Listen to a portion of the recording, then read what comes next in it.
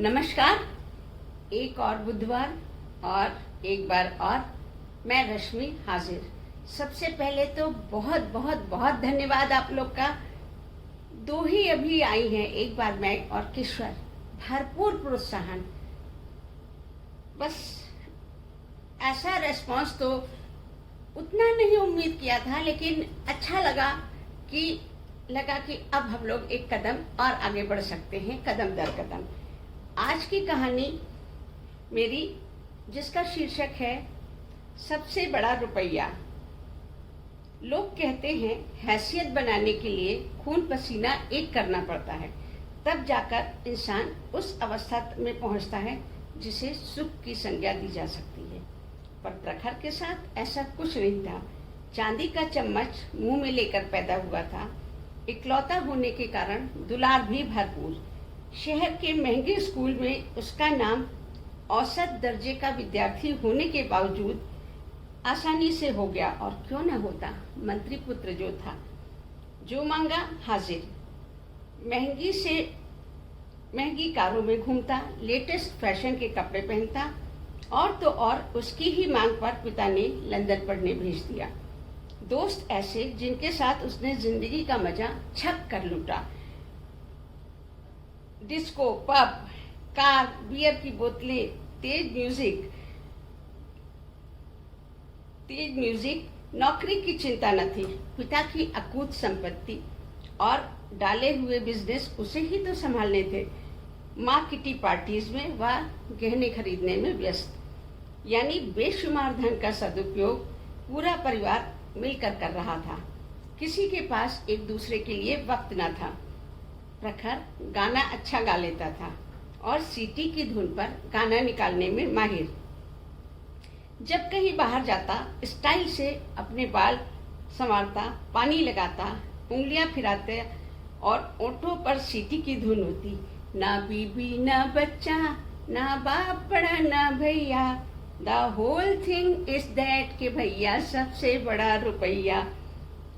Favourite धुन थी उसकी, क्योंकि सार्थक जो कर रहा था इन पंक्तियों के आशय को। आज अंजलि के साथ डेट तो कल अमिता के साथ। फेसबुक पर फैले 20 प्रेम प्रसंग। तभी जीवन में कुछ अघटित घटा था। कोई उसे सचमुच अच्छी लगने लगी थी। उसके साथ समय बिताना, बातें करना, अपनी हर समस्या उसके साथ शेयर कर लेना। मनीषा थी भी तो ऐसी ही, निश्चल, वाक्पटु, सहज और बनावट से कोसों दूर। प्रखर अक्सर कार बदल बदल कर उसे घुमाने ले जाता, महंगे होटल और रेस्टोरेंट्स में खाना खिलाता। पर मनीषा वहां भी उतनी ही सहजता से बैठती, हंसती खिलखिलाती, बातें करती रहती जितना स्ट्रीट फूड खाते समय करती थी।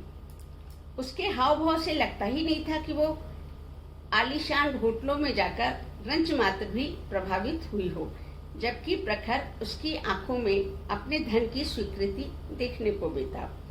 प्रखर एक कदम आगे जाकर उसको आभूषणों की भेंट देना चाहता था, पर मनीषा की ओर से ये भेंट शालीनता के साथ इनकार कर दी जाती।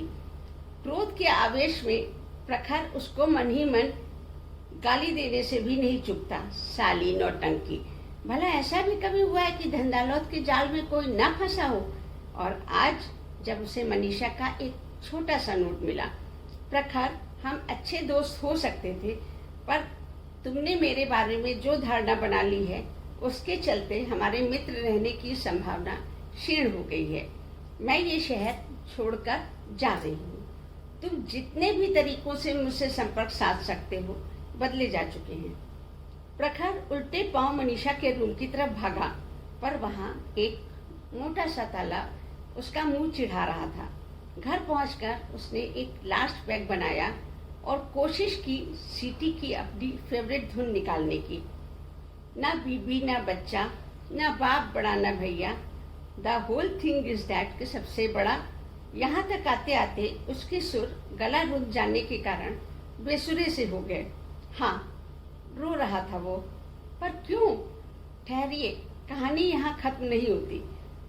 जब खुली तो सवेरा हो चुका था। कोई डोर बेल बजा रहा था, साथ ही हाथों की थाप भी खटखट आती ही जा रही थी।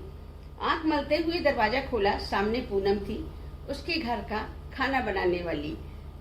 भैया जी, कितनी देर से दरवाजा पीट रही हूँ, मैं तो डर गई थी।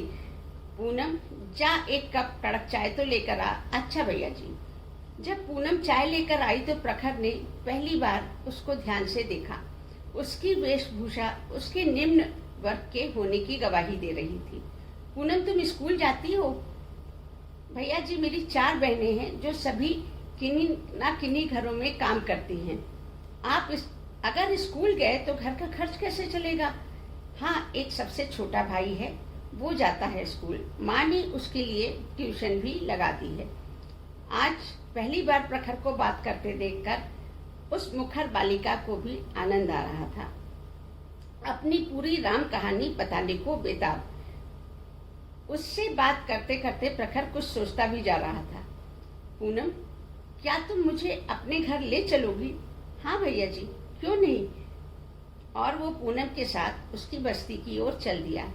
वो किसी गरीब बस्ती को जीवन में फिल्मों से इतर शायद पहली बार देख रहा था। कच्ची सड़क, काला बदबूदार पानी बहता हुआ, धूल से सने बच्चे, उसका सर्वांग सिहर गया। एक क्षण में उसकी आंखों के आगे वो धन तैर गया जिसे वो पानी की तरह बहा देता था। समय आ चुका था धन के सदुपयोग का। 2-3 दिन तक वो कई योजनाएं अपने मस्तिष्क में बना और बिगाड़ चुका था। अंत में उठा पहला कदम उस बस्ती के सारे बच्चों का विभिन्न स्कूलों में दाखिला। किताबों का खर्च सब आसानी से वहन कर लिया गया। अब 3 वर्ष बीत चुके थे। उसकी स्वयंसेवी संस्था मनीषा स्वयंसेवी संस्थान उसके अथक प्रयासों से बहुत से निर्धन परिवारों का स्तर सुधार चुकी थी। आज कार से निकलकर ड्राइव करते हुए प्रखर बहुत दिनों बाद सीटी की धुन पर अपनी फेवरेट धुन निकाल रहा था। क्या ना बीबी ना बच्चा, और सुर पूरे वातावरण को गुंजायमान कर रहे थे। बताइएगा मेरी ये कहानी आपको कैसी लगी, और आपका प्रोत्साहन भी मुझे अपनी अगली कहानी की ओर ढकेल देगा कदम दर कदम।